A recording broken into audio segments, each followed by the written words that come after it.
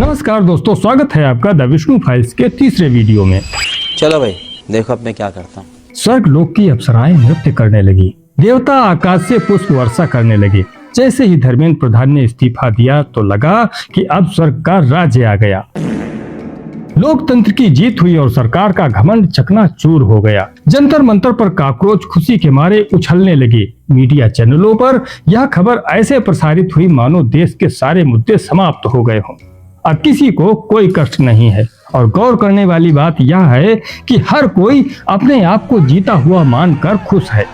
सवर्ण समाज खुश है क्योंकि यूजीसी को लेकर वह धर्मेंद्र प्रधान से नाराज था और लगातार इस्तीफा मांग रहा था। नीट छात्र खुश हैं क्योंकि लगातार 2 बार पेपर लीक से वह भी धर्मेंद्र प्रधान से नाराज थे। कॉकरोच खुश हैं क्योंकि पूरा आंदोलन उन्हीं का था और वो इसे अपनी सबसे बड़ी जीत मान रहे हैं। लेकिन मजे की बात यह है कि सरकार भी खुश है। बीजेपी समर्थक जोर शोर से यह बताने में लगा है कि देखा मोदी जी का मास्टर स्ट्रोक, एक तीर से 2 निशाने कर दिए। पहला, दिक्के बेरोजगार हो गया, अब उसके पास कोई काम धाम बचा नहीं। और दूसरा, ब्राह्मणों से आजादी मांग रहे तिलचट्टों को प्रहलाद जोशी के रूप में एक ब्राह्मण शिक्षा मंत्री थमा दिया। इस खुशनुमा माहौल को थोड़ा और खुशनुमा बनाने के लिए मोदी जी ने कैबिनेट की बैठक बुलाई और सभी मंत्रियों को कहा कि वह सब अब इंस्टाग्राम पर रील बनाए। अरे भाई, नाचने गाने वाली रील नहीं, जेन जी से जुड़ने और सम्मानजनक संवाद करने के लिए रील बनाने को कहा है। पूरी तरह खुशी का माहौल है। लेकिन प्रदर्शन के दौरान लंगर चलाने वाले जुनैद भाई काफी परेशान हैं। दरअसल शाहीन बाग प्रोटेस्ट में बिरयानी अल्लाह भेज रहा था और कॉकरोच प्रोटेस्ट में अल्लाह का बंदा यानी अपने जुनैद भाई। जुनैद भाई इस प्रोटेस्ट में खान पान का जिम्मा संभाल रहे थे। ऐसी खबर है कि कॉकरोचों को खिलाने पिलाने में जुनैद भाई ने रोजाना 5 लाख रुपए खर्च किए। प्रोटेस्ट लगभग 30 से 35 दिन चला। इस हिसाब से लगभग 1.5 करोड़ से ऊपर का लंगर जुनैद भाई ने चलाया है। जबकि रोजगार के नाम पर जुनैद भाई की एक छोटी सी मोबाइल शॉप है। आपका मुकदमा हटा के जुनैद पे हेवी वाला मुकदमा कीजिए, इसका ईमान ताजा हो जाएगा।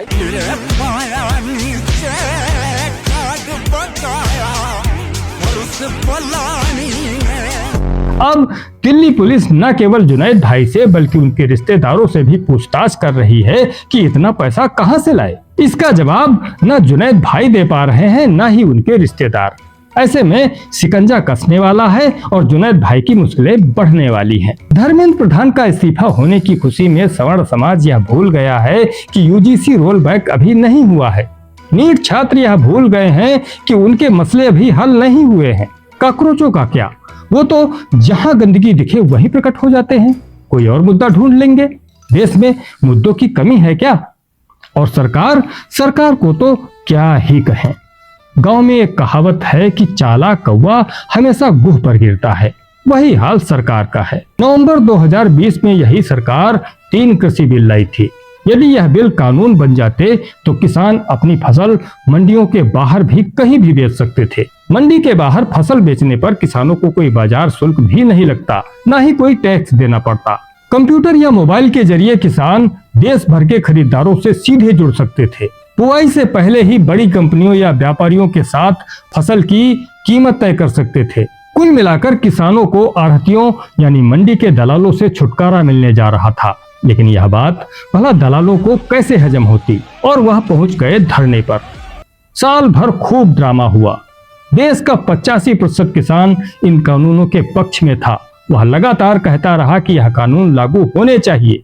लेकिन हरियाणा और पंजाब के बड़े बड़े आढ़तियों ने दिल्ली के लाल किले पर वह नंगा नाच किया कि सरकार बैकफुट पर आ गई और 19 नवंबर 2021 को तीनों कृषि कानून सरकार ने वापस ले लिए। यानी 85% किसानों को छोड़ 15% मंडी के दलालों के आगे सरकार झुक गई। 2024 में जब पेपर लीक हुआ तो सबसे पहले धर्मेंद्र प्रधान ने यह मानने से ही इनकार कर दिया कि पेपर लीक हुआ है। अगले दिन जब पेपर इंटरनेट पर तैरने लगा तब जाकर धर्मेंद्र प्रधान ने माना कि हाँ, थोड़ी सी चूक हुई है। जनवरी 2026 में धर्मेंद्र प्रधान से फिर एक बार चूक हो गई और वह यूजीसी कानून ले आए। जैसे ही इस कानून को लोगों ने पढ़ा तो एकजुट हुआ हिंदू समाज फिर से बिखर गया। सवर्ण समाज सबसे ज्यादा आहत हुआ, क्योंकि यह कानून लागू होने के बाद उसे जन्मजात अपराधी मान लिया जाता। सवर्ण समाज के लड़के लड़कियों का शिक्षण संस्थानों में शोषण होता। परिणाम स्वरूप सवर्ण समाज में असुरक्षा की भावना फैल गई और वह जंतर मंतर पर 27 जनवरी को शांतिपूर्वक धरना प्रदर्शन करना चाह रहा था, लेकिन सरकार ने इसकी अनुमति नहीं दी। प्रदर्शनकारियों को बसों में भर भर कर अलग अलग स्थानों पर छोड़ दिया गया। अजीत भारती जैसे पत्रकारों को हाउस अरेस्ट कर लिया गया। आखिरकार सुप्रीम कोर्ट ने यूजीसी पर स्टे लगा दिया। सवर्ण समाज के लोग, जो कि बीजेपी के कोर वोटर थे, लगातार धर्मेंद्र प्रधान का इस्तीफा और यूजीसी रोल बैक की मांग करते रहे, पर सरकार के कानों पर जूं तक नहीं रेंगी। बात बात पर अपनी पीठ थपथपाने वाले मोदी जी ने मौन धारण कर लिया। 3 मई 2026 को फिर से नीट पेपर लीक हो गया और इस बार छात्रों का गुस्सा 7वें आसमान पर पहुंच गया। इस बीच कॉकरोच पार्टी की एंट्री हुई और 6 जून को अभिजीत दिपके अमेरिका से भारत वापस आ गया। एक तरफ नीट छात्रों को प्रदर्शन की अनुमति नहीं मिल रही थी, वहीं दिपके को आते ही एयरपोर्ट पर प्रदर्शन की अनुमति मिल गई। आगे का हाल तो आप सबको पता ही है। छात्रों के नाम पर मंच सजाया गया और नारे लगे, धर्मेंद्र प्रधान इस्तीफा दो, हमें चाहिए आजादी, ब्राह्मणवाद से आजादी, ब्राह्मणवाद मुर्दाबाद, मेरा लिंग मेरी मर्जी, मेरे कपड़े मेरी मर्जी। कुणाल कामरा, प्रकाश राज जैसे हिंदू देवी देवताओं को गरियाने वाले भड़वे बुलाए गए और उन्होंने अपना काम बखूबी निभाया भी।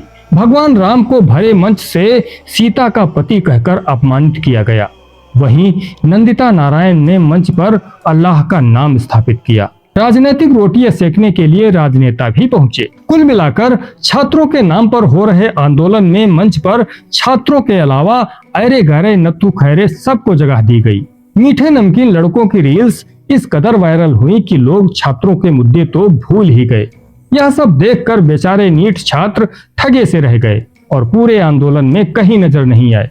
खैर, सरकार एक बार फिर झुकी, छात्रों के आगे नहीं, कॉकरोचों के आगे। यानी कौवा एक बार फिर मुंह पर ही गिरा। पहले उपद्रवी आढ़तियों के आगे और अब कॉकरोचों के आगे झुककर मोदी सरकार ने अराजक तत्वों और देशद्रोहियों के लिए एक नया रास्ता खोल दिया है, जिसकी फाइल हम अगले वीडियो में खोलेंगे। आपके क्या विचार हैं? कमेंट करें। इस वीडियो में कुछ कमी रह गई हो तो वह भी बताएं। चैनल को सब्सक्राइब करें, वीडियो को लाइक करें और हाँ, सारा मजा अकेले ही मत लें, अपने आस पड़ोस रिश्तेदारों को भी शेयर करें। मिलते हैं अगली फाइल में।